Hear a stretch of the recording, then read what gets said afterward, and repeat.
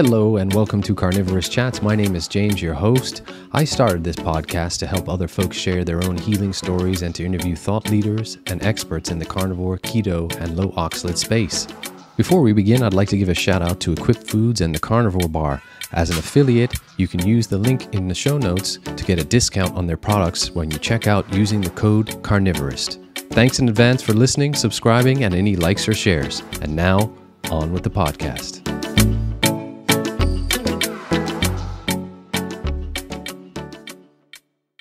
Hello, everyone, and welcome to Carnivorist Chats. I'm really privileged and honored to have this guest on the show today. This particular guest was very instrumental in my journey, and we're going to get into how she was. I am welcoming Monique Attinger. Monique is a holistic nutritionist. She is one of the Wizards of Ox. I absolutely love that name, by the way, Monique. It's perfect. It is absolutely perfect. The Wizards of Ox. And she has 15 years plus experience in helping people with low oxalate diets. Welcome to Carnivorous Chats, Monique Attinger. Oh, thank you for having me. This is great. I'm always about getting the word out so that people can dodge this bullet, right? You are so right. And what a big bullet it can be. And we're going to get into the details of how it can impact us from a dietary perspective that then turns into physical and sometimes mental. Oh my goodness, oxalate can be a culprit in so many things. With that being said, Monique, I wonder if you could do the listeners a favor. Now, I've heard your journey before, but for those folks that are new to you, could you give a little bit of background of how you got into oxalates in the first place? I really love this story because it's really interesting. Well, I am definitely going to do the Reader's Digest condensed version because there's a lot that was sort of in the in-between steps. But essentially, my then about 2.5-year-old daughter was having these rashes and they went down the back of her legs. She was having pain on urination. We were in the midst of the whole potty training thing. And so I was noticing how red and raw her tissues looked. And I was also noticing that when I did things like apply zinc cream, just to try and help everything settle down, and sometimes she would just weep. I knew there was something going on. I didn't want, big drugs for a little one. So I took her to our trusted naturopathic doctor at the time. I explained, not my first rodeo, seems to be like yeast, but it's not like yeast. We've got these rashes, they come and go. Sometimes she seems okay, then she's awful. And he looks at me and he says, I think she has an oxalate problem. And what stands out in my memory from that is what I looked at him and said was, what's an oxalate? And that was really what kicked us off into this journey. I knew nothing about oxalate. And I was what I would consider at the time a reasonably savvy consumer, eating a reasonably good diet. And I had no idea how much oxalate was in our diet.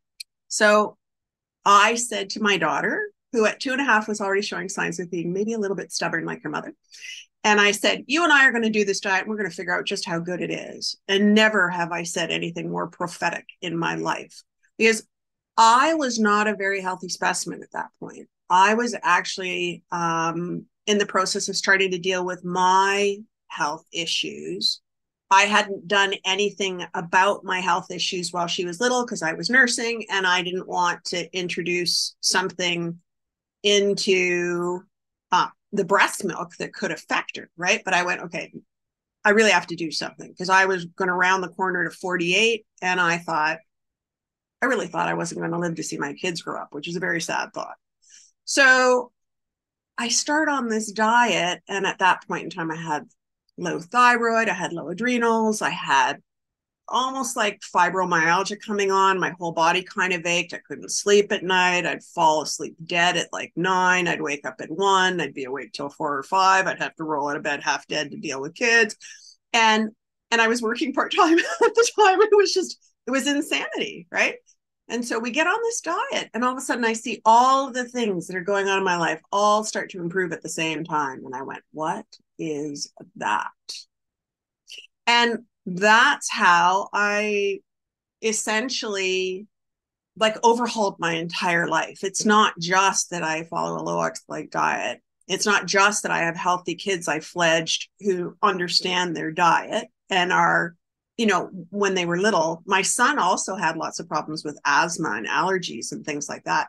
Turned out it was related to oxalate. Got him off oxalate. His stuff started to clear up. So from a parenting standpoint, being able to fledge healthy adults, that's right up there. And from a personal standpoint, went from think I'm going to die before they're grown-ups at 48 to, plotting for the grandbabies at 62. So it's really a whole different ball game. And I would have thought that I was just born with a body that was a lemon. And it turns out it's what you put in the body. It's not the body itself. And so, I think that's a good news story for everybody. It absolutely is, Monique. And I just want to take 1 second to thank you personally for your assistance on my journey. The listeners know mine. I was vegetarian/pescatarian for many, many years, and then went vegan because at the time I thought I was doing better for my health, better for the planet, all the things. And then by the 5th year, 6th year, my health started to go off a cliff. And I was literally thinking like you were, that I had inherited a lemon. I was fatigued. I was up like you constantly, every hour on the hour during the night, waking, pain throughout my body, wondering what the heck was going on. The listeners know I came across a presentation by Sally online, Lost Seasonality, the Overconsumption of Plants. But I never have told this part of the story, is that when I realized that plants could be actually defending themselves and have things that could harm us, as opposed to what we've been taught than to eat all the greens that you want, I came across the Trying Low Oxalates group on Facebook, and I joined. And you probably won't remember this, but you and I messaged probably about 4 years ago now, back and forth there, and you were so helpful to me. So I want to say thank you for that in person, because as someone that came into this completely blind and bowled over that I had been doing it all wrong, one of the things I've heard you say is that you are constantly helping folks who thought they were doing everything right, but still, like me, felt awful. Can you talk a little bit about that and what has happened and some of the diets that you've found that have been leading people into this lemon of a body feeling? Yeah. And, it's not just the vegans and the vegetarians, although I too at one point would, attempted to go vegetarian. And it's astonishing how quickly it can build up for some people. Because I knew like maybe a couple of months into trying to eat a more vegetarian diet that it was not for me. I couldn't digest my food. We haven't talked about all the kinds of symptoms you can have, but my anxiety spiked. There's all like, it's not just the physiological stuff. There are physiological things I'd rather put up with than have an anxiety attack. Thank you very much. So paleo diets are really bad, and any diet where you're being told eat as much spinach as possible, eat as much beet greens as possible, eat as much, I doubled and tripled down on some of these things because I thought I was doing myself a favor. I mean, I got pregnant for my first as I was rounding the corner to 40. So I had him just after I was 40. And I wanted to be the healthiest mother possible. I cringe now at how much I was taking in. We were eating beets every week. We were eating beet greens every week. We were eating Swiss chard every week. We were eating spinach every week. We were, when I start to list them out, we were eating almonds as snacks. Like it was the oxalate doomsday list. It was definitely my dirty dozen that I've talked about on my blog. And so, was I taking in a couple of 1,000 milligrams a day? I've never actually looked carefully at my diet from that time period because I suspect I'd scare myself. But I've had, clients come in on paleo, particularly paleo. Although if you're a vegan or a vegetarian, you're going to be right up there as well, where eating 2,000 or 3,000 milligrams of oxalate a day is not that hard to do. And the other one that I think I need to highlight, and we can talk more about this, is things like vitamin C, where you're really getting oxalate from your supplements. And we totally underestimate how much that can actually be contributing to our diet, because we don't realize simple things like about half of the vitamin C you take in degrades completely naturally And our bodies can normally handle it because it's a small amount, but half of it is clearly degrading to oxalate. So if you're taking in thousands of milligrams a day, I've got clients right now where I don't even have to touch their diet for the first 6 months. I'm just pulling them down in their vitamin C first. Monique, I will tell you that as a vegan, I will get into I love your oxalate dirty dozen list, and we'll talk about that. And then later on about the swaps, the substitutions that you can make, just changing the things you put on your plate and what a profound impact they can have. But I can tell you, and I'm not going to give away, and we've already mentioned a few on your dirty dozen list, but as I mentioned before we recorded today, that I calculated like you one day because I was just intrigued knowing what I was putting in my body on a daily basis. And at the very end, my last stages of veganism, when I was at my most sick, I was literally blending those things up, bags of spinach with kiwi fruit and turmeric root in there, not the extract, and chia seeds, all blended up and downing these things. And my gut was already compromised terribly. I had bacterial infections, been on antibiotics for years. So I was the poster child for going down. But this segues nicely into my next question for you, because I don't want to get too far down the track for those that are going, yeah, but James and Monique, what are oxalates in plants and what do they do? And it explained to me so much when you talked about how plants use the oxalates to sequester minerals out of the soil, and how I was constantly having leg cramps in the evening, and my minerals were depleted when I had a test done, all the ones that we need, magnesium, especially calcium. Please, Monique, I wonder if you could just do another sort of Reader's Digest version on what plants use oxalates for and how they can be dangerous to us. Oxalate is really a pretty simple chemical in terms of the compound itself. And plants are using it for a variety of things, but they have the metabolism, if you will, for that. They have the pathways to build it, to break it down.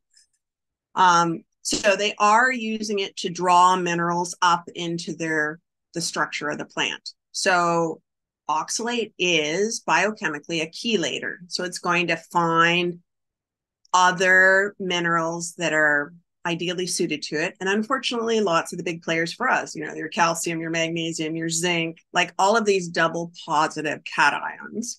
And oxalate is a double negative anion. And so those are matches made in heaven. And then oxalate can pull that mineral along with it. Well, in the human body, we don't have pathways that can break oxalate down.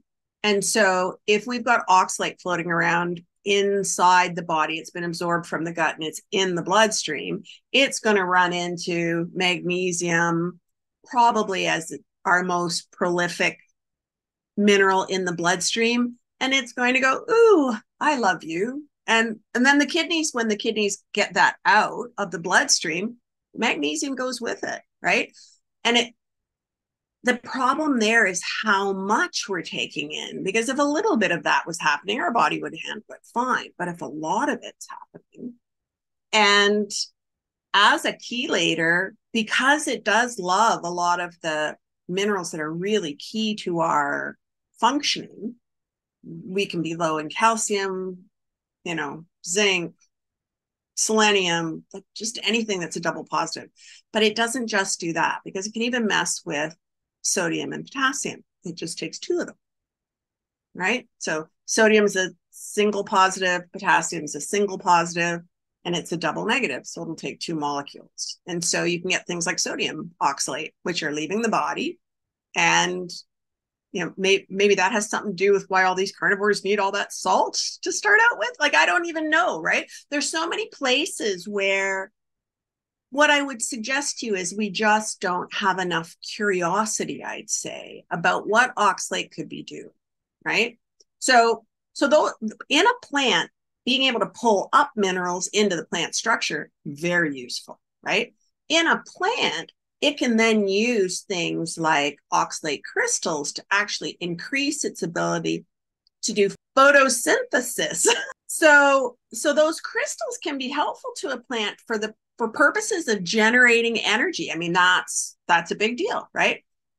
But I think plants have accidentally perhaps stumbled into the fact that if they have a lot of these crystals in their leaves, that protects them from predation. In fact, something like spinach, where you've got a lot of oxalate as a crystal, it actually breaks the mouths of the insects that try to predate it. So it's, it's really become one of those things that's traveling under the radar because we don't pay attention to the anti-nutrients in plants. We only pay attention to the nutrients. And as a net result, instead of there being some kind of a cost benefit where we're looking at, okay, this plant's got lots of good things in it. It's really low in toxin. And so that's a good plant for us, right?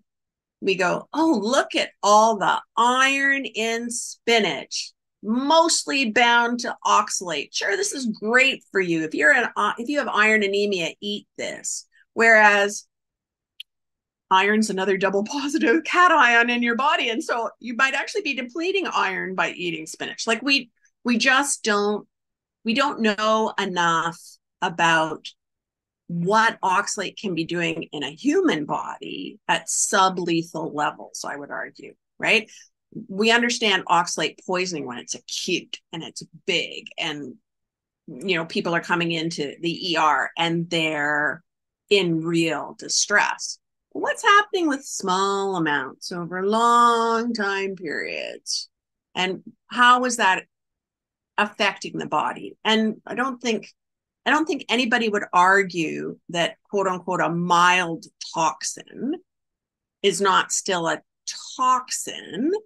And yet, so nobody would say to you, oh, you've gotten all the arsenic out of your body. That's really good. Now you can have a little bit again. Nobody would say that. But yeah, we say that about oxalate. I don't know. So I'm sorry, I wandered a little bit away from what plants are doing, but they really have a robust multiple sets of usage for this in their biochemistry, but we do not have the metabolic pathways to break it down. And we've always, as a species, in all likelihood, depended on our guts to be able to break it down. And so we've got a perfect storm there with other kinds of impacts to the gut from things like antibiotics or things like the diet's composition, which may affect what kind of bacteria you have in the gut, and then how effective you are at being able to break any of that oxalate down. Really, really excellent, Monique. I really appreciate your perspective on that because, again, as I look back on my journey, and I mentioned to you, I took handfuls of ciprofloxacin for years because I was in constant pain. And thanks again to you, because realizing that I had thought that gluten was an issue for me for so long that I went on a gluten-free diet even when I was vegetarian early on. And a lot of those gluten-free products are filled with nut flours and all kinds of highly oxalate toxic things. But it eventually led to me not being able to handle any amount. And I'm sure for those folks that don't know, there is an oxalate degrading bacteria called Oxalobacter formigenes that Monique can expand on much better than I can. But once it's gone, it's gone. It's very difficult to take a supplement that you can put, from what I understand, to replenish your amount of that. Isn't that right, Monique? And it really speaks to how, with the advent of antibiotics, which saved lives, but also impacted so many folks' gut and digestive capabilities. What does the body do, or how does the body now sequester these oxalates, Monique? Old injury sites, tissues, things like that, I understand? There does look to be some kind of, it's not so much it's being sequestered there as it's almost like it's attracted to sites of inflammation in the body. So this is not something I think there's been a bunch of research on, but certainly on the Trying Low Oxalate support groups. There's a lot of reports of, gee, I've been doing the diet for a while and all of a sudden this old tennis elbow is acting up. Or, I had falls doing figure skating and other sports when I was a kid and I'd really knocked my tailbone. And at one point I remember waking up in the morning with my tailbone aching and going, what the heck is that? So it can end up, through whatever mechanism, being trafficked into these places where we've had an injury. And then as the injury heals, you may have oxalate that's kind of being stored in those tissues. A lot of what I know now about how oxalate is trafficked into tissues has to do with some of the information that Susan Owens, who's the original founder of the Triangle Oxalate Support Group, has posted on that group. And that includes things like, certain cell transporters, which move chloride, which move sulfite, which move bicarbonate. Some of these cell transporters also move oxalate. And so you can also get almost like a case of mistaken identity, where your cell transporter goes out into the fluid around the cell to pick up a nutrient that it needs. And let's say it's sulfate, just because that's one of the more common ones where oxalate gets mistakenly picked up. And that would be where you've got a cell transporter that moves both. So it picks up sulfate, but it's supposed to move oxalate out of the cell. Because our bodies do know about oxalate. It's a metabolic endpoint. So cell transporters are used to get oxalate out of the cell. However, if your cell transporter is out there looking for sulfate, but it meets up with an oxalate molecule, and that fits the ending, that cell transporter is not smart enough. It developed in an environment where oxalate came from inside the cell, and what came from outside the cell was the nutrient. And we've kind of put that on its head when we take a lot of oxalate in, because then all of a sudden you have oxalate plentiful in the interstitial fluid around the cell. And you've got these cell transporters who are going out to look for a nutrient, and they're pulling oxalate into the cell. Now, it takes energy for a cell to run a cell transporter. So then maybe the cell can't do what it was going to do to generate energy, and it has to kind of build up energy again before it could do another pull. But what if the next pull is oxalate too? And the next one, and the next one, right? You can actually end up with a situation where it's accumulating in the tissue, because every time cell transporter goes out looking for sulfate, instead of finding sulfate, it's finding oxalate. I think the research is starting to point in the direction of things like that, because there's research now on arthritis, and that there may be oxalate accumulating in joints. There's research in the area of oxalosis, which shows that oxalate may be preferentially turning up in like lots of places in the body, bones, blood vessels, eyes, and what we're seeing on the Triangle Oxalate groups is that people report those kinds of symptoms long before the kidneys are damaged. So what if it's the oxalate building up in the body that's causing the kidneys to be damaged, as opposed to, the kidneys are damaged and now oxalate's building up in the body? And we just don't see enough, I'd say, curiosity there about that. And honestly, once oxalate starts to drive inflammation, and there is research on that shows that oxalate can kick off the inflammasome at the cellular level. So once oxalate's kicked off inflammation, all of the kinds of things the body does to deal with inflammation, we may have things going on there which are taking oxalate into places we don't want it to be, but not the least of which could be how we mess with our neurotransmitters. And this is not something that I think there's any research on, but the more I read on how the body handles inflammation, the body's response to inflammation is to treat it as if it's acute. But oxalate inflammation is chronic. So in cases of acute inflammation, what the nervous system does is pull down serotonin, pull down dopamine.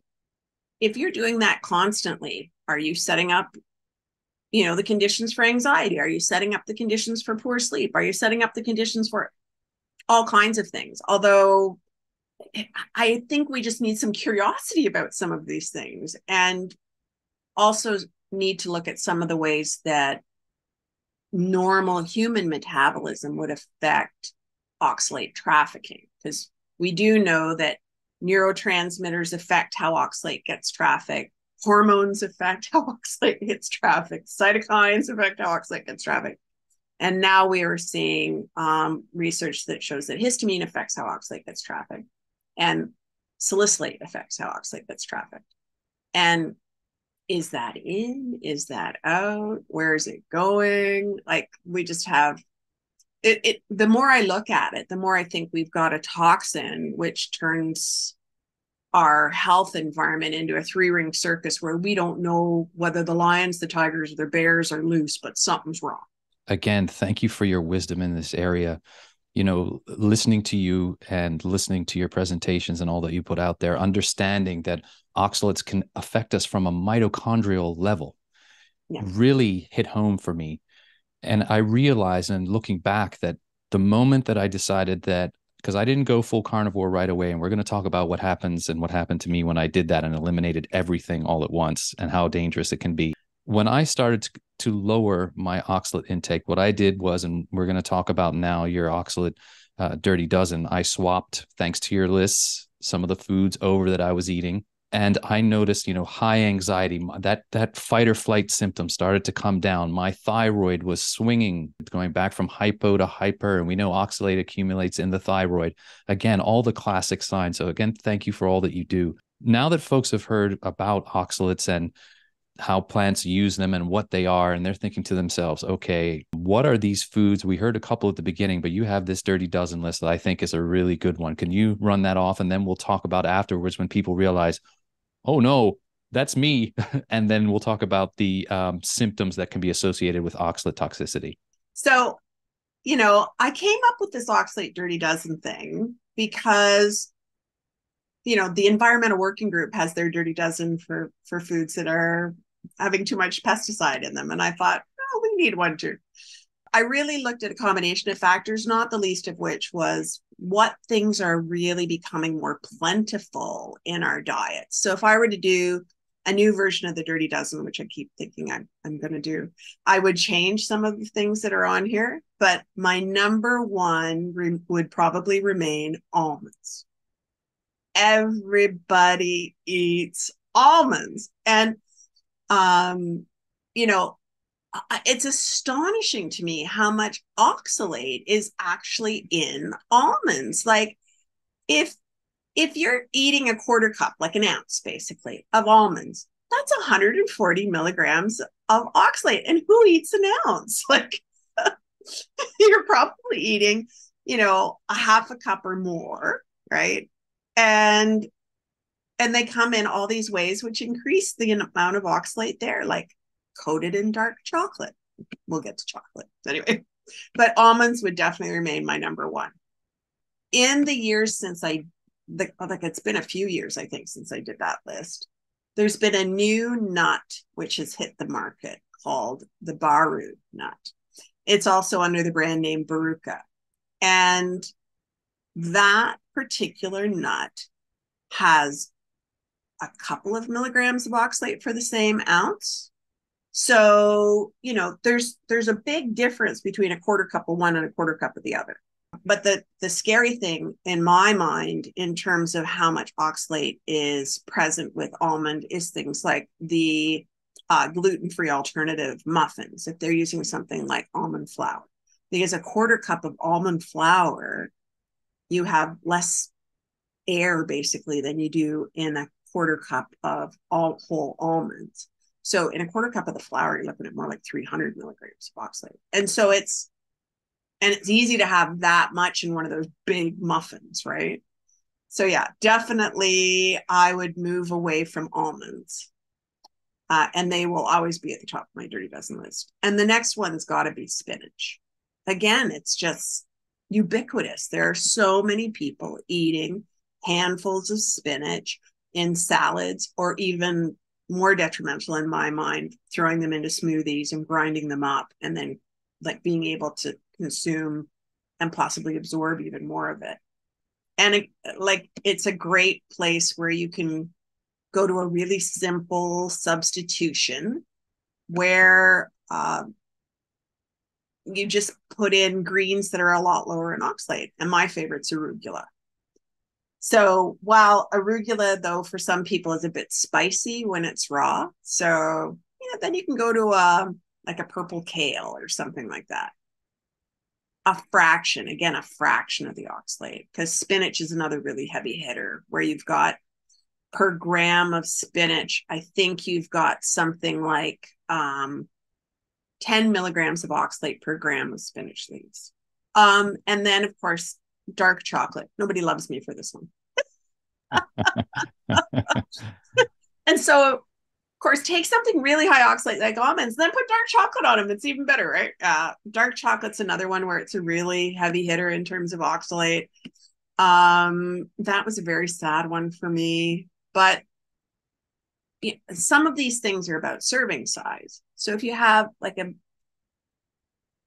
we'll go and get like something that has like a caramel or cream center and then has a little thin layer of like milk chocolate around the outside. Some of this you can manage with how much of it you take in, but yeah, I wouldn't eat dark chocolate for anything anymore. It's just way too high. Turmeric, golden milk, it just appalls me. Turmeric root is so high. Like, I think one tablespoon? I should check myself. 1 teaspoon of turmeric spice is about 50 milligrams of oxalate.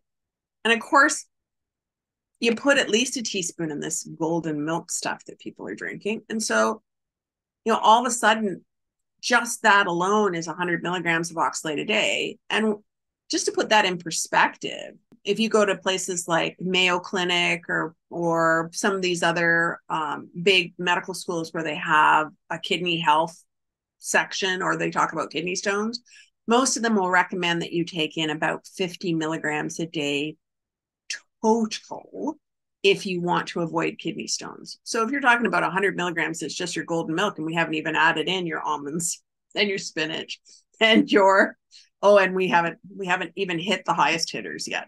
They weren't at the top, but they're another good one are beets and beet greens. Again, so many people think these are really healthy, and they're also not quite as bad as spinach, but pretty darn close. And now they're juicing them. And so I looked into how much oxalate there is in beet juice. And 1 cup of beet juice is just over 100 milligrams. So again, we're at that 100 milligram level without too much difficulty. That said, it's not number 1, but it's the highest oxalate thing we still call food, and that's rhubarb.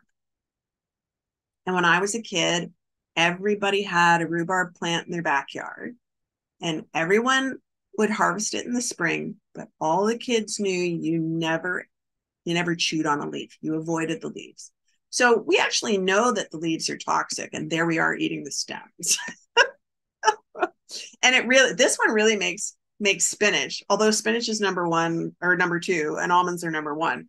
Rhubarb is, for a half cup of rhubarb that's been stewed, it's about 750 milligrams of oxalate. That's more oxalate than we should be taking in over a week. So that's pretty bad as well. I'm sorry to interrupt you, Monique, but go ahead. The listeners have to understand, and I'll let you understand. So I'm reliving this now on what I used to eat on a daily basis, because where I live in Bermuda, the island of Bermuda, we have very fertile soil for certain things, and certain things grow well here. We're a subtropical island. So beets and beet greens, I ate them constantly, and they grow very well here. Swiss chard, which we haven't got to yet, but chard grows very well here. Spinach, I was putting all these things. So I would be having this smoothie in the morning, and we haven't gotten to the fruits yet, but all the fruits packed in there. And then in the evenings, I would be having that golden milk because it was supposed to be anti-inflammatory and help you sleep. So my body was going to bed ingesting a ton more of raw turmeric. I was using the raw spice. See, this is the thing. It's what people don't recognize is that with very simple, easy to get foods, you can be taking in thousands of milligrams of oxalate a day. It's not difficult to do, right? We were here eating almonds, Swiss chard, beets and beet greens, spinach. Something from there was on our diet every single day. And almonds all the time, right? It just dark chocolate because that was supposed to be good for you. Like, yeah, it's not difficult to be in this boat. All right. So my number 7 is teff. And this was really because there's so much attention now to being gluten-free. And I actually think that's good attention. I do think we should be looking at whether or not gluten is causing some low grade inflammation in the gut. And for enough of us that it might be worthwhile considering, especially if you've got gut issues. But the problem with TEF is you're replacing gluten with something where you've got another incredibly high oxalate alternative. Not as bad as almond flour, but a half cup of the flour is going to come in between about 130 and 150 milligrams. So again, you can end up with a lot of oxalate in the baked good that you make from it. And actually wheat flour, even if you use whole wheat flour, has only 40 milligrams of oxalate for half a cup, and white wheat flour is only 15. And so you swap those out for something like TEF, where it's 10 times as much over the white flour, and it's crazy. And of course, Swiss chard. Swiss chard is also very high oxalate, but a half cup of loosely packed Swiss chard is about 170 milligrams of oxalate, as opposed to the 300 or so for spinach. So bad, but not as bad as spinach, but still wouldn't be on my eat ever list. Number 9 is sweet potato, which has also become the darling of low carb diets. And so, and of course, all these people swapping regular potatoes for sweet potatoes, they're in fact upping their oxalate. So the sweet potatoes got generally more oxalate than a white potato. So, another one of those, if you're having about if you're eating one whole sweet potato, you could be at a couple of 100 milligrams of oxalate. It's not difficult. Black beans. I threw that one in because of everybody loves Mexican food, and black beans are a big one there. Half cup, 70 milligrams of oxalate. So compared to some of these other ones, an amateur, but who eats only a half cup of a Mexican dish with black beans in it, right? So, so I included it because, you've got great options there. So you don't have to be eating that particular legume. There are other legumes. Another real favorite, not just for, low carb, but use there, and not just for those who want to balance their blood sugar, but use there, is cinnamon. Every teaspoon of cinnamon is going to get you about 40 milligrams of oxalate. And the real reason I included this one was because they had that cinnamon challenge that kids were taking for a while there. I saw that. That's crazy. And people were ending up poisoned on it. And I suspect it was not just that they couldn't get it down, or they would cough, or they would sneeze and it would end up in their lungs, but there's all this oxalate in ground cinnamon as well. So yeah, crazy thing. And my last but not least is the ever famous in the US russet potato that everybody loves. And it, while it's less than the sweet potato in terms of oxalate, a single russet potato is generally going to come in at maybe about 120 milligrams of oxalate. So, it's not just any single thing in your diet that's creating the problem. It's the synergy between all these things as they're all adding more oxalate to your diet. And that the dirty dozen is just the heaviest hitters or most common things in the diet. It's not everything that's adding oxalate to your diet either. That list, again, just reminds me of everything, especially the sweet potatoes. Boy, did I eat a lot of those too. Every day, sometimes this brand came up with this bag where you could buy frozen sweet potato slices, stick them in your toaster, and you could have them. And I was using those as bread in the morning with nut butter on top. See, that's the thing. If you're having the morning smoothie, and the fruits are not as bad as there was nothing in the fruit category that's as bad as the things that I've listed there in the vegetable category. But let's say you're using star fruit. Star fruit's known for people to end up with poisoning from it.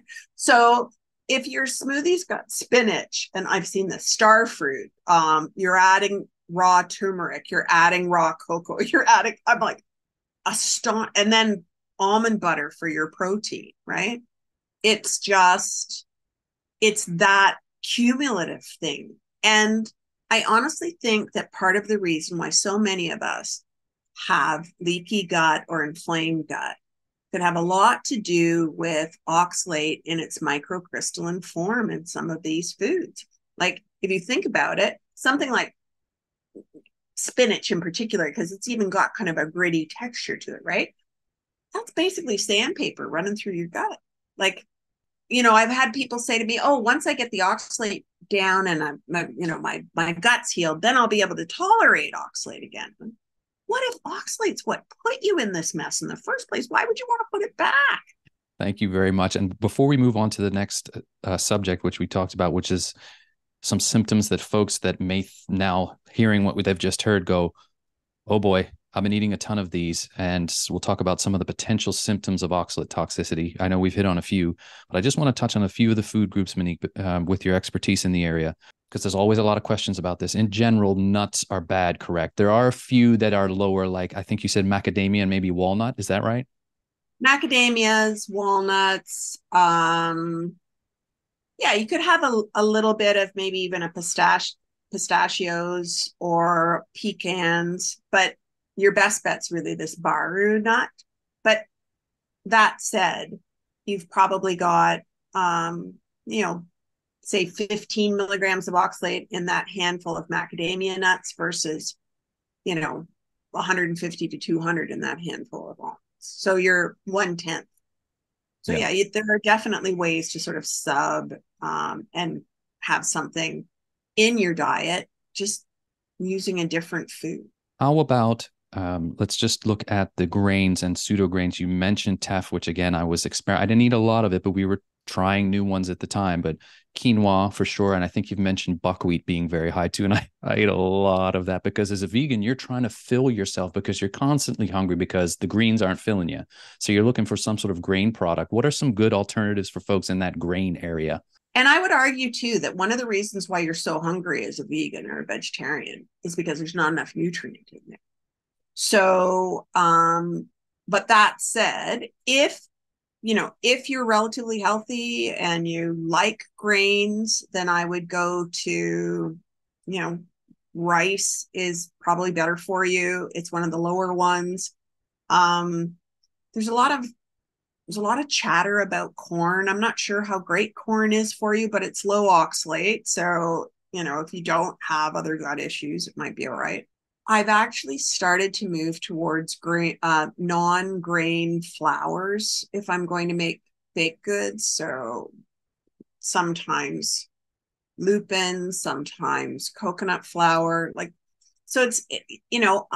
I'm kind of thinking when it comes to grains that I want things as nutrient dense as possible. And a lot of the grains are just really heavy in starch. But one of the ones that I do really like is fonio, Fonio. It's relatively new in the North American market. It can be very hard to find. For a while there, it was really popular around here, and then it just sort of disappeared. It was a bit faddish. But what I like about it is it has a lot stronger taste. My kids really liked it. I don't really eat grains. I tasted a little bit to figure out what they were telling me. But it has almost a nutty flavor, so it's a nice option for somebody who wants a grain which has some flavor of its own, because white rice doesn't have a lot of flavor of its own. If people are not celiac, and they're out somewhere, I would actually recommend them like a white flour bun if they wanted to have a bread product over almost any of the fancy, healthier, whole grain, blah, blah, blahs. And last two on the diet, then we'll move on to the others that I often get questions about are coffees, decaf and regular, and then teas. I know black tea tends to be very high, but if someone's going to want tea, are there recommendations for tea drinkers that they could use? If you really want like actual tea as opposed to a herbal kind of thing, I would look at like a decaffeinated green. That seems to be a bit lower than some of the others. And decaffeinated probably in general is a bit lower than, your regular conventional black tea. We did test, I'm trying to think of which black tea it was. There was one that wasn't too bad. But like, it's really hard unless foods have been tested and you know where they're coming from and what, growing conditions can all make a difference. So in general, if I was going to opt for some kind of tea, I would either opt for herbal or I would opt for decaf regular. And the herbal ones, you still have to dodge a few bullets, but rooibos, which people like, is a good one.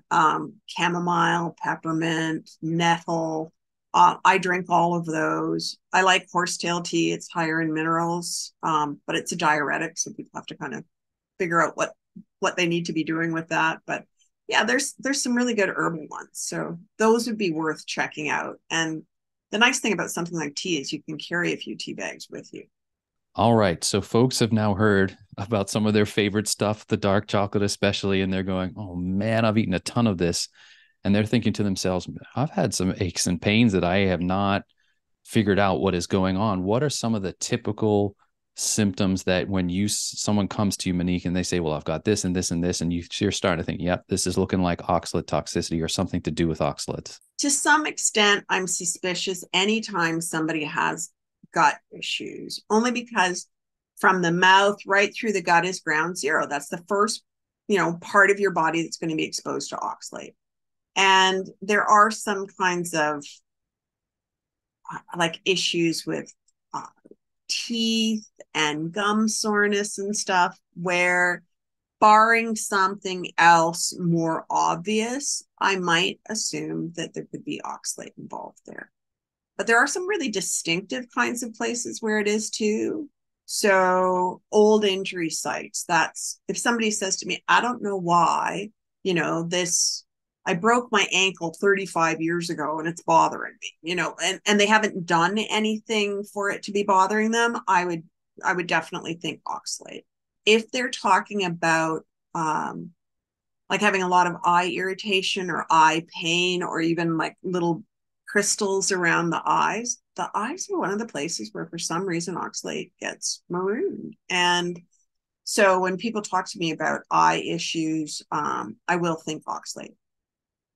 I do think oxalate when it comes to migraine, because there's also a certain amount of issue with electrolytes, which can set off migraine. And part of the reason why I think of that is that I personally had migraines with aura for decades. And now I don't have that. And so, yeah. Wow. I'm sorry. Again, you just took me right back, Monique. And that I realized that I was constantly going to my doctor saying I had migraines with auras coming on all the time as a vegan. And I couldn't figure it out. And I just realized I don't have them anymore. Sorry, Yeah. again. I'm just having these aha moments with you. Yeah. So you mentioned something about the thyroid. The thyroid is a place where, for whatever reason, oxalate pools there. And as I've learned more about how the thyroid functions, it could have to do with chloride transporters, which are plentiful in the thyroid, and those chloride transporters may move oxalate. And this is one where I accidentally ran into an easy support for the thyroid, which is magnesium chloride oil, that stuff they call magnesium oil. One day I was getting out of the shower. I was using it to get more magnesium into my body. And, my gut was in terrible shape. So I was trying to avoid having to take everything orally. So here I was putting this magnesium chloride oil on my skin, and I got to the end and I still had some left on my hands. And I remember kind of going, and then just sort of throwing it here because I was trying to get it off my hands so I could go get dressed and get my day going. And my doctor had just started me on thyroid meds. Again, long story short, I had to come off the thyroid meds. And the next time I went to my endocrine guy, he says, your numbers are better than they've been in ages. So I guess we got the medication right. And I looked at him and I said, I'm not taking it. And he's like, pardon? And so I told him about this, putting this magnesium chloride on my throat. And I seemed to be able to get out in front of the symptoms, because I was doing the same thing: too hot, too cold, too hot, too cold, too hot, too cold. And I would have this time period in the afternoon where I'd always be too cold. And I managed to get out in front of that and use the magnesium oil a couple of times in the morning. And I wouldn't have this low period where I was too cold in the afternoon. And he said, well, I don't know why it's working, but keep doing it. And so I've never had to be on thyroid meds, even though all the indicators were there. So that's another one where I would, if somebody says that their thyroid's not right, like, why would everybody have a bad thyroid nowadays? Like, almost everybody. If you have any kind of arthritis where it's not following a pattern, so the research says that if you've got atypical arthritis, so it sort of looks like rheumatoid, but it doesn't function the way it should, or it sort of looks like psoriatic, but it doesn't function the way it should. And interestingly enough, I was diagnosed in my 20s with possible rheumatoid arthritis. And they told me I'd be in a wheelchair by the time I was 30. And that was the first time I changed my diet. I did not completely work out the oxalate thing, but I took it down enough that I dodged that particular one. But that's another place where if you've got that kind of stuff going on, I would definitely look at oxalate. And a heads up to people who, are worried about breast health, because there is research that says oxalate microcalcifications could be part of what triggers breast cancer. And I have an unusual number of women in my client base who have either had some kind of growth removed, or have had cysts, or have had something else going on in their breasts, or have actually dealt with breast cancer. And this is one of those ones that concerns me greatly, because when women get breast cancer, they are most likely going to be recommended a plant-based diet. And if their cancer was actually triggered because of microcalcifications caused by oxalate, we are giving them exactly the wrong advice. Thank you for that, Monique. That is, that I just think about all the symptoms that I had, and how congruent they are with what you're describing, especially the arthritic. There was a point where they thought it was carpal tunnel syndrome. I was having to wear braces on my wrists at work because my wrist, and I'd never had that happen before, but it was on the high oxalate diet. So folks now have understood the foods that may be potentially harming them. They've understood that the symptoms that may be associated with those foods. I should mention pain syndromes often seem to be related to oxalate as well. And things like poor immune resilience or poor exercise resilience, just so that people understand, it's not a single system. It's not a single place in the body that can be affected. And any inflammatory condition where there doesn't seem to be a reason for the inflammation to be driven, I think you have to be looking for something under the hood, as I would call it, because the diet can be very much ignored by a lot of our conventional approaches to health issues. One of the things I've heard you talk about, and again, thank you for your dedication and all in this area, because you put things in a way that people that have oxalate toxicity can understand easily. And you talk about there being no downside to lowering your oxalate intake. There just isn't any. So folks are probably thinking, well, is there a test for this? And you've also said that tests, really, especially the urinary tests, are like a snapshot in time, so they may not be accurate. Are there any tests you can recommend that may give you a glimpse that, yes, you have an oxalate toxicity problem? Some simple tests that might be helpful are things like a 24-hour urine oxalate. If you're putting a lot of your oxalate out into the urine, but you don't have any kidney stones or anything like that, that may give you at least something to have a discussion with your doctor about.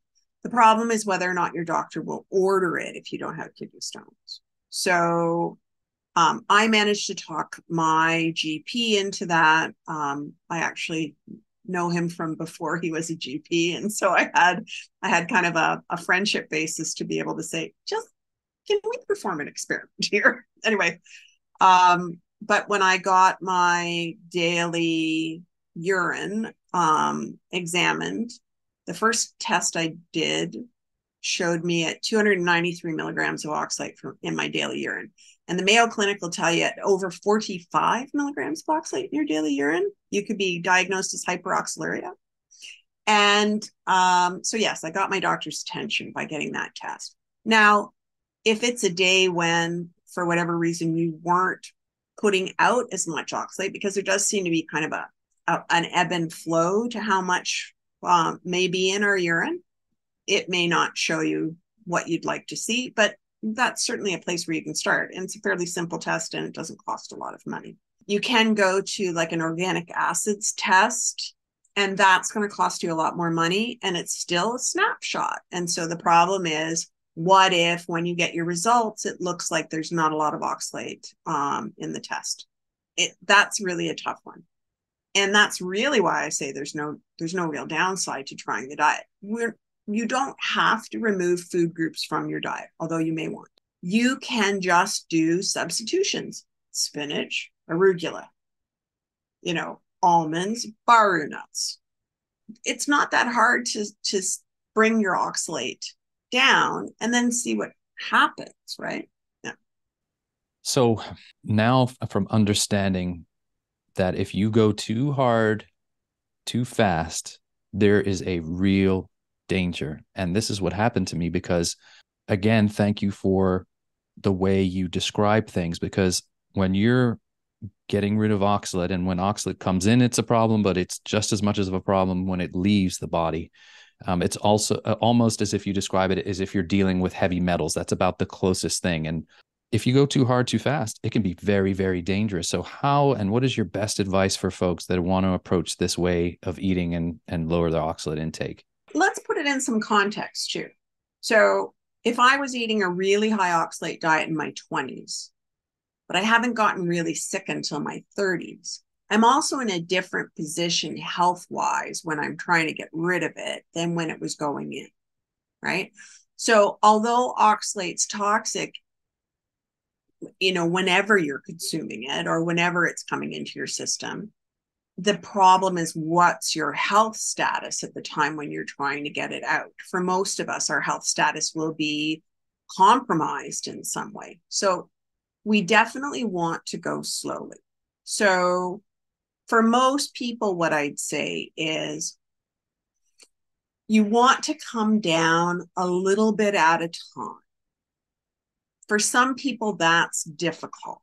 What I've started to recommend for clients who want to stay omnivores is, okay, let's get you kind of a baseline diet that you will eventually be able to just stay on. And let's have add-ins, oxalate add-ins that are going to take you up, maybe vary down a little bit and then up and then down. Because what we want to do is let the body get rid of some of the oxalate, but not let the body settle into, oh, we're eating low oxalate all the time, so now I can just get rid of this stuff as fast as I want to, right? No, you don't want to do that. It's the same.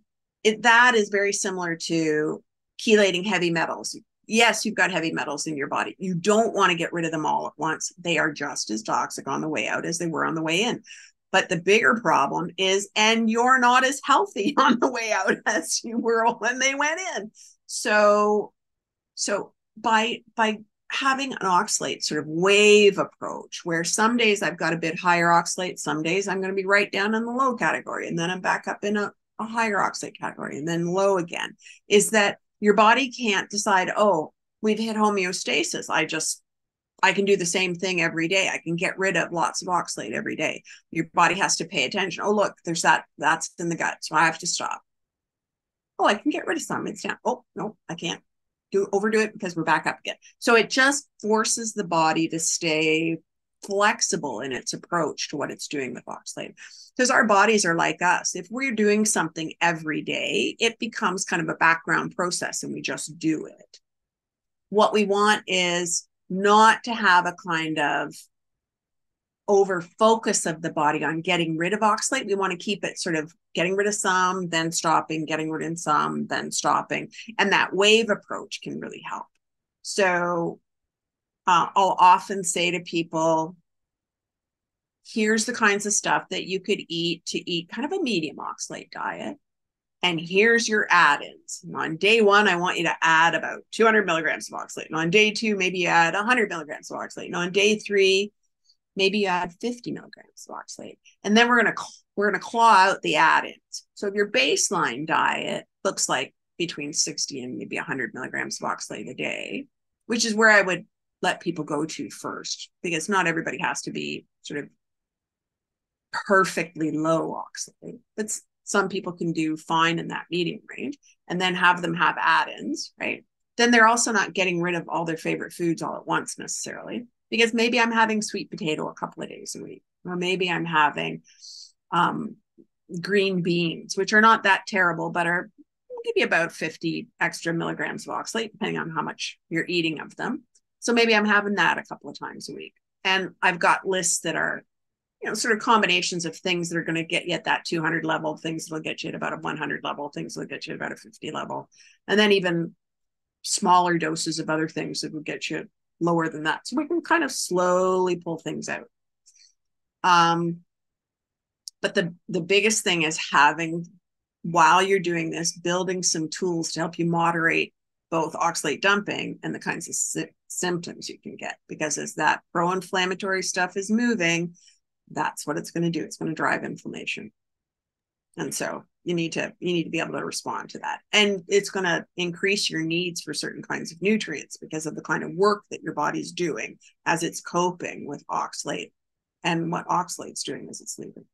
It's such a nuanced way of doing things that I'm so grateful for folks like you that are able to coach this, because you can imagine, and I know, and I've listened to countless of your podcasts, Monique, and even still, you just have to be so aware, because it can be dangerous. And I found out the hard way. I went cold turkey on every piece of oxalate because, as I said earlier, I was like, right, they're out. They cause me all this harm. I'm ditching everything and I'm just going to eat animal products, and this is the way to go. And I found out the hard way about a couple of weeks in. Oh boy, did my body go, hooray, here we go, boom. And I thought, oh my gosh, I'm going to die. I feel terrible. My back, my kidneys started to ache, everything. It was not good. This is what concerns me most with carnivores, is that I think a carnivore diet can be an incredibly helpful diet. I am now mostly carnivore. If I ate 10 milligrams of oxalate in a day, it's a big day. Like, I just don't. And the reason for that is that my body kept saying, the lower I went in oxalate, the more my body went, oh yeah, that's good. Oh yeah, that's good. Oh yeah, that's good. But first I had spent 2 or 3 years kind of bringing it down. And fortunately, I tried to nosedive, but I made enough mistakes that we didn't quite make the full nosedive. And that was our saving grace. But in hindsight, now I would know, yeah, I want to keep some oxalate in. I want to do this kind of carefully. And I want to work with what my body needs in order to handle inflammation and the kinds of symptoms that I'm getting. And I also want to definitely take a more nuanced approach than the nosedive. As soon as I knew oxalate was doing what it was doing to us, I just wanted it out of my diet. I think most people do. But it really does require that you it's like sailing. You're going to have to tack towards your goal. You can't just go straight to it, because you have the environment, you have your symptoms, you have the, what's going on around you, your stressors. Like, all these things are going to make a difference in how fast and how well you handle the oxalate leaving your body. And it's really about handling it well, because there's no award for getting to the finish line first. So true. I love your analogies. And the race is not for the swift, but those who can endure it, as they say, because you do not want to go fast. You want to endure this to be alive, because it can be so dangerous and potentially very harmful if you do too fast, too quickly. Monique, I'm so conscious of the time, but there's a few more things I want to touch on, because we're going to have you back for part 2. This is just too exciting for me. You can tell I'm like a kid on Christmas morning talking oxalate here with you. I'm like, woo! But a couple more things, and I want to touch on what I get a lot of questions on, and you're so good at this. In fact, I would really say you're one of the premier experts in this area, and that is the instance of those folks that are suffering with mast cell activation, histamine response due to oxalate. I get a ton of questions. There's so many poor folks out there that are suffering with histamine and mast cell activation. How do you help these folks out? Please let us know. And this is one of those places where I think we have to keep in mind what oxalate is doing when it's kicking off things like the inflammasome in the system. There is some indication, both because it messes with mitochondrial function and drives inflammation and all these bits and pieces, which do sort of point towards mast cell. It's possible that oxalate's a mast cell irritant. It's also possible that it makes the mast cell more likely to release things like histamines. And it does look like histamine affects how oxalate gets trafficked. And so there is some kind of overlap there where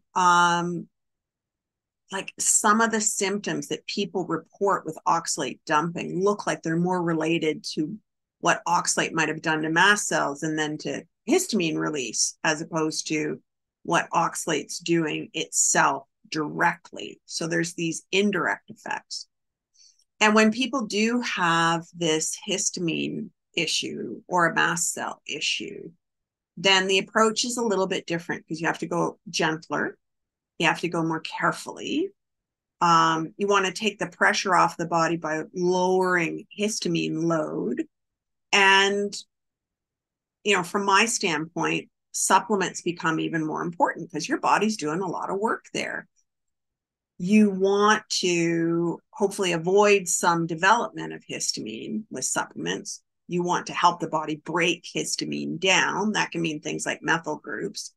And the challenge there is that people may have told methylation is bad for them or things like that. So it's, you know, I do think though that if you can get oxalate out of the way, that things like mast cell and or histamine intolerance do get better, because that's certainly what I've seen myself. But it becomes, again, sort of a more nuanced kind of approach once you've got these other kinds of things going on. So then it's not just straight ahead, just deal with oxalate. It's we have to like protect the body's resilience. We have to protect the body's functioning, your energy level, your ability to handle your day, and take the pressure off wherever we can so that your body doesn't have to do unnecessary work, even to do things like get nutrients, right? So I'll be with people like that really doubling down on things like nutrient density. Every bite's got to count, because I don't want your body having to do extra work just to get nutrients out of your food, right? So there can be a lot of bits and pieces there. Depends a lot on what kind of diet people want to have over the longer haul, what kinds of supplements their body deals with well, and some of that may be where they are in the process. So that is a more difficult journey than somebody who maybe just has a relatively uncomplicated oxalate problem, which maybe they were lucky enough to find earlier. But most of us who get really sick have got some level of histamine or mast cell. And what I'd say is you can come to the other side of that, because I think the anxiety as a symptom and some of that really might be the histamine and mast cell aspect. The sleep disturbance where you're not able to sleep, I think that's histamine in the brain, and that cycle not being properly managed anymore by the body. But at this point in time, you know, I'm essentially as good as I had hoped I would be, and sleep well, don't have problems, as long as I'm not messing with this stuff, right? I just have to stay away from it. That segues nicely into the last little bit that I want to talk about on today's discussion, and that is supplements that can help with the low oxalate diet, i.e. augment it, and things you can take to supplement as you detox from oxalates, and potential things that you may be supplementing with that are harmful. And I'm thinking the current craze of high dose vitamin C, as we alluded to earlier. What are the things you can help take that will help, and those that will hinder? I really think one of the things I accidentally did well 15 years ago, I'm almost 63, so I was 48, so yeah, was take minerals.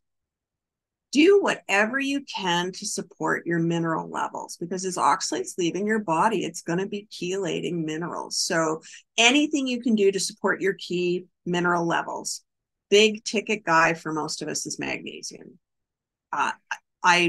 I almost don't see a person who doesn't benefit by getting more magnesium into their system, but could also be some calcium, zinc, selenium, things like molybdenum that can help with detox and sulfation. Like So your trace minerals are not necessarily ones that you can ignore, because they can be chelated too. So, but the thing about taking minerals is that for most of us, that's a pretty gentle way to start. And all we're doing is providing nutrients. So at that point, it's like providing a foundation for your body to be able to take its next steps from. So I really like when people start with some kind of gentle, not necessarily really high dose for sure, but start out with supporting with minerals.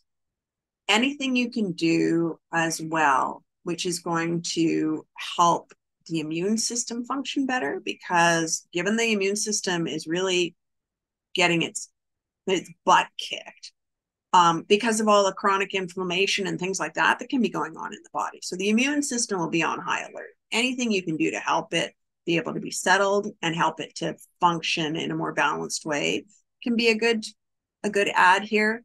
And I would say most of us are low on vitamin D, and if you take an A, D, K kind of formulation, that's probably helpful. Don't overdo vitamin A. That's the one where I get a little bit of the heebie-jeebies with. But D and K, a lot of formulations have just D and K in the right proportion in something innocuous like a drop that you can put into a drink or something. And the research on vitamin D says we need probably a lot more than most of us are getting.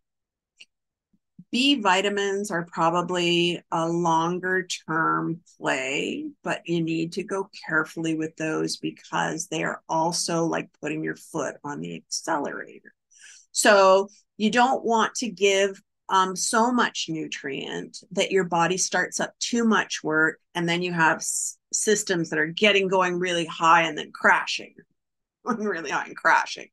You also don't want to stimulate too much movement of oxalate again. And some vitamins can do that, especially when you get into mitochondrial support like B6 or B1 or biotin, things like that. I think of those as like the three musketeers. Those are the big ones for oxalate for a lot of people.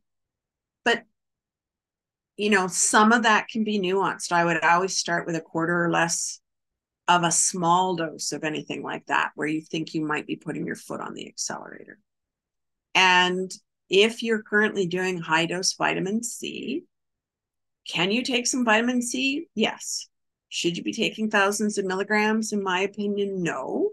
It's not normal in any way to the human body to have thousands of milligrams coming in. If you're taking in vitamin C in a way that could be reflected easily in your diet, I think that's fine. Most people wouldn't be able to get more than 250 or 300 milligrams of vitamin C from whole foods. And that's only if they are really going after the highest vitamin C foods and eating a lot of them. So based on research that came out of the area of diabetes, there's a Dr. Bernstein who is wrote the diabetes code. Like, he talks about not taking more than 300 milligrams. And Susan Owens from Triangle Oxalate says don't take more than 250. And there's some reasonable research to say that for most of us, somewhere in there is as much as we should be taking. If you were going to take for short periods of time a bit more vitamin C, then take some of the other things that help you to recycle it, like vitamin E. And things like CoQ10 are good for mitochondria. So that's a good one to add in. So, I really like to play a bit with amino acids and some of these things where people can take a nutrient, and perhaps the nutrient's a precursor to something the body can build that will help it, but then the body gets to decide. I like to do some of those kinds of things, which are, I think, a lot easier on us because we're not trying to force the body to do something. So there can be a lot of places to go, but I would always start with minerals first, because almost 100% of the people who end up in my practice show some signs of deficiency of at least some of the big guys like magnesium and calcium and iron. And so that's a really gentle place to start. And maybe even try something like Epsom salts, where you get a little bit of magnesium through the skin. You don't have to stress your gut to get it. And because sulfate's one of the things that oxalate competes with. You get a little bit of extra sulfate. That's going to support all that rampant liver problem and gallbladder problem that people seem to have too. I love my Epsom salt baths now. Monique, do any folks have to be, especially mast cell folks, have to be careful with the Epsom salts because of that? Always go slow with any supplement. I start people out with small amounts. And I don't know that mast cell or histamine issues in particular have to worry with Epsom salts, but because sulfate does compete with oxalate. And so you can have potentially more stuff going on there, maybe oxalate being gotten rid of because you're providing sulfate in so that cell has a chance to get rid of some oxalate out. I would just always go slowly with these things. And last question, I promise, do you have any issues with someone being on a typical multivitamin? We got a question submitted for you, just asking if that was okay, if you thought that was fine. I would probably look to one of the higher quality multivitamins where you've got less additives, because sometimes we have a problem with an additive.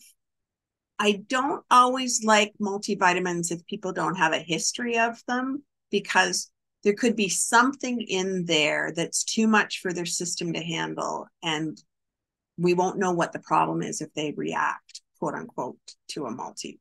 So I do like the pure encapsulations one. It's lower dose. It doesn't have a lot of junk in it. But again, if somebody takes something like that, I would say start on a quarter of a capsule, throw that in a smoothie or a drink and see if your body handles a smaller amount before you ever work up to a whole one. It's just, there's so many things about how our bodies use nutrients that we just don't know. So I tend to start with things that are really gentle and daisy chain up to the big guys. Monique Attinger, what an absolute treat this has been. I'm so thankful for your time today and so thankful for you and all the work that you're doing. They say, and the listeners have heard me say this before, that every day is a learning day, and today is no exception. I learned so much every time I listen to you, and I just want to say thank you. Where can folks go to find you online if they want to connect with you, Monique? I still support, it's my volunteer work. I consider it my volunteer work. I still support the Trying Low Oxalates Facebook group. I was actually the one who pressed the create button back in 2009 for that. And it's now over 57,000 people.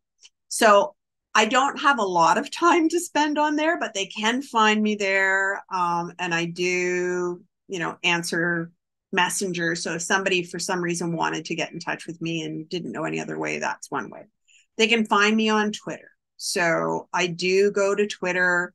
I like that there's conversation there, and I like that it's information rich. And so that is one of my favorite places to go. And so I'm usually on Twitter at least once a day. And they can also, my DMs currently are open until such time as, perhaps it gets a little messy in there. But right now I talk to people on Twitter. I am on Instagram. I'm still trying to sort out the whole social media and how you have enough time to do all these extra things, but I am on Instagram, so they can find me there. I try to post at least a couple times a week, something there. And other than that, I have my own website. It is www.lowoxcoach.com. And I also have a Patreon group that I treat a little bit like a Substack. Like, it's a way for people to be able to subscribe to me, although Patreon gives them kind of a Facebook-like interface where they can interact. And that group's a nice group because the people there are invested. And so it tends to be a group where questions are good and sharing is good. And so if people like that kind of environment, I can recommend them to my Patreon group. And that is patreon.com/lowoxcoach. And so they've got a variety of ways they can approach me. And my own website will allow them, if they're interested in an appointment, to actually be able to pick a time slot on my calendar and be able to reach out to me if they have a question. Well, I, on behalf of everyone, want to say thank you for everything that you've done. Thank you for everything that you're doing. We appreciate you, Monique. It has been an absolute pleasure chatting with you today, and I hope we can do this again. I really would love to do that and delve a little even deeper into certain subjects for folks. It's been an absolute pleasure. Well, I'd love to do that, James. Feel free. We'll re-engage at a later date for round 2. Fantastic. Monique, have a wonderful rest of your day. Thanks, you too. And that's a wrap on this episode of Carnivorist Chats. If you've made it this far, I want to say thank you for listening, and also thank you in advance for liking, subscribing, or sharing this episode. Thanks again to the good folks at Carnivore Bar and Equip Foods. Don't forget to check the link in the show notes to get a discount on their products. And also, don't forget you can book me for a 30-minute carnivore coaching session through Avero Health. Again, the link will be in the show notes. Until the next time, be well.